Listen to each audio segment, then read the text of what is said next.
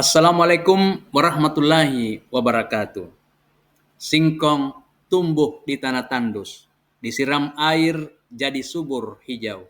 Anak SLB belajar cerdas dan tulus, lewat pertanian masa depan tersenyum meriah. Perkenalkan, saya Usman SPD, Guru Pendidikan Agama Islam di SLB Negeri Pohuwato, Provinsi Gorontalo. Dengan pengalaman mengajar lebih dari 15 tahun, saya ingin berbagi praktik baik bertajuk Dekarsa, singkatan dari dedikasi membangun kemandirian dan karakter siswa berkebutuhan khusus melalui pertanian berkelanjutan. Program ini lahir dari semangat untuk menjadikan pembelajaran berkesadaran, bermakna, dan menggembirakan sesuai prinsip pembelajaran mendalam. SLB Negeri Pohuwato memiliki lahan kosong yang tandus dan berpasir. Sementara hasil rapor pendidikan menunjukkan rendahnya karakter kemandirian, gotong royong, dan kreativitas siswa. Sebagai guru, saya berpikir bagaimana caranya agar siswa tidak hanya belajar teori, tapi juga belajar kehidupan. Dari sanalah Dekarsa lahir. Kami ingin menciptakan pembelajaran yang tidak sekedar mengajarkan apa yang harus dipelajari, tetapi mengapa hal itu penting untuk kehidupan. Kegiatan pertanian menjadi media belajar yang sederhana, kontekstual, dan menyentuh nilai kemanusiaan anak-anak berkebutuhan khusus. Kemudian tujuan dari proyek Dekarsa yang pertama adalah meningkatkan kemandirian siswa. Jadi anak-anak dilatih mengelola kegiatan pertanian dari awal hingga panen. Mereka belajar bertanggung jawab, percaya diri, dan sabar. Tujuan yang kedua adalah mengembangkan karakter gotong royong. Melalui kerjasama di kebun, siswa saling membantu dan menghargai peran teman. Kemudian yang ketiga, menumbuhkan kreativitas dan nalar kritis. Mereka membuat pupuk kompos dari sampah organik serta menemukan solusi atas masalah tanah kering dengan percobaan sederhana. Tujuan yang keempat adalah menanamkan nilai religi dan cinta lingkungan. Siswa diajak merenungi bahwa menanam dan merawat bumi adalah bagian dari ibadah dan rasa syukur kepada Allah Subhanahu wa taala. Dengan begitu, pembelajaran menjadi bermakna karena terhubung langsung dengan kehidupan mereka sehari-hari. Kemudian tantangan yang dihadapi, tantangan dan solusi. Tentu perjalanan ini tidak mudah, kami menghadapi beberapa tantangan besar. Pertama, lahan sekolah yang tidak subur, tanah keras dan kering, memaksa kami berinovasi dengan membuat pupuk kompos organik dari sampah sekolah. Kedua, keragaman kebutuhan siswa. Anak tunagrahita memerlukan visual sederhana, tunadaksa terbatas dalam gerak, sementara anak autis butuh rutinitas teratur. Karena itu, kami menerapkan pembelajaran berdiferensiasi, memberi tugas sesuai kemampuan setiap anak. Ketiga, minimnya sarana dan alat pertanian, kami menggunakan ember, botol bekas, dan bambu sebagai alat sederhana. Dan yang keempat, paradigma masyarakat yang meragukan kemampuan anak berkebutuhan khusus. Namun melalui Dekarsa, kami membuktikan bahwa setiap anak tanpa kecuali dapat belajar, berkarya, dan berdaya jika diberi kesempatan dan bimbingan dengan hati. Kemudian aksi nyata dan pembelajaran mendalam dijalankan melalui 3 fase. Fase pertama adalah memahami, berkesadaran, dan bermakna. Kami memulai dengan mengajak siswa mengamati lingkungan sekitar.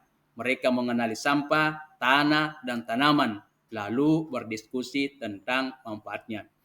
Kegiatan ini menumbuhkan kesadaran bahwa menjaga bumi adalah bagian dari rasa syukur kepada Tuhan. Kemudian fase yang kedua adalah mengaplikasi, bermakna, dan menggembirakan. Jadi siswa mempraktikkan pembuatan kompos, menanam cabai, bayam, dan singkong di lahan sekolah. Setiap anak punya peran. Anak tunagrahita memecah daun, tunadaksa menyiram, anak autis mencatat pertumbuhan tanaman, dan tunarungu memberi label. Belajar menjadi bagian dari yang menyenangkan dan hidup. Mereka belajar sambil bergerak, tertawa, dan bekerja sama. Kemudian fase ketiga adalah merefleksi, berkesadaran, dan spiritual. 2 bulan kemudian tanaman tumbuh subur dan kami panen perdana. Saat saya bertanya apa yang kamu pelajari dari tanah, salah satu siswa menjawab, kalau kita sabar tanaman bisa tumbuh. Yang lain berkata, sampah tidak bau lagi karena jadi pupuk. Jawaban sederhana itu mengandung makna mendalam. Mereka belajar tentang kesabaran, kerja keras, dan cinta lingkungan. Kemudian dampak nyata dan kolaborasi. Program Dekarsa memberi dampak besar bagi seluruh warga sekolah. Bagi siswa, kemandirian dan rasa tanggung jawab meningkat. Siswa lebih percaya diri dan mampu bekerja sama. Mereka belajar menghargai proses, bukan hanya hasil. Bagi sekolah, lahan tandus berubah menjadi kebun hijau produktif. Sampah organik berkurang hingga 40%. Sekolah menjadi model pembelajaran berbasis proyek dan lingkungan hidup. Bagi masyarakat, hasil panen dibagikan kepada warga sekitar, mempererat hubungan sosial. Masyarakat kini melihat bahwa anak berkebutuhan khusus juga bisa berkontribusi nyata. Kolaborasi dengan Dinas Pertanian dan DLH Pohuwato memperkuat berkelanjutan program. Kemudian skabilitas proyek, pengembangan produk olahan membuat produk bernilai tambah seperti keripik ubi dan lambi yang telah bersertifikat halal. Kemudian replikasi ke sekolah lain, membagikan pengalaman untuk inspirasi program serupa. Kemitraan dengan UMKM, bekerjasama dengan UMKM lokal untuk meningkatkan pemasaran produk. Dan yang paling penting, proyek Dekarsa dapat meningkatkan hasil belajar peserta didik dari 40 menjadi 73. Kemudian refleksi dan nilai pembelajaran. Sebagai guru, saya belajar banyak dari Dekarsa. Saya menyadari bahwa pembelajaran mendalam bukan hanya untuk siswa, tetapi juga untuk guru. Saya belajar menuntun dengan hati, bukan memerintah dengan kata. Saya belajar bahwa setiap anak memiliki cara unik untuk bersinar, asal kita memberi ruang dan tumbuh. Dari lahan yang tandus kini tumbuh harapan. Dari sampah lahir berkah. Dari keterbatasan muncul kemandirian. Dan dari tangan-tangan kecil tumbuh semangat besar untuk menjaga bumi.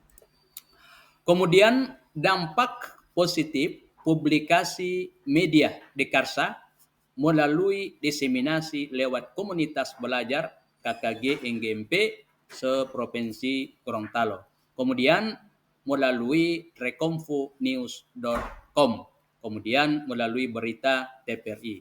Dan alhamdulillah keripik kami, inovasi kami mendapat sertifikat halal dari Majelis Ulama Indonesia. Itulah praktik baik Dekarsa, sebuah dedikasi untuk menuntun anak-anak istimewa menuju kemandirian dan karakter yang kuat. Semoga kisah ini menginspirasi kita semua untuk terus menghadirkan pembelajaran yang berkesadaran, bermakna, dan menggembirakan. Saya tutup dengan pantun, di taman jiwa bunga bermekar lembut. Mimpi anak istimewa menari di kalbu. Dekarsa usai kami lukis dengan rindu. Dengan linangan syukur, terima kasih atas kasih abadimu. Sekian praktik baik yang saya sampaikan. Semoga memberi inspirasi untuk kita semua. Assalamualaikum warahmatullahi wabarakatuh.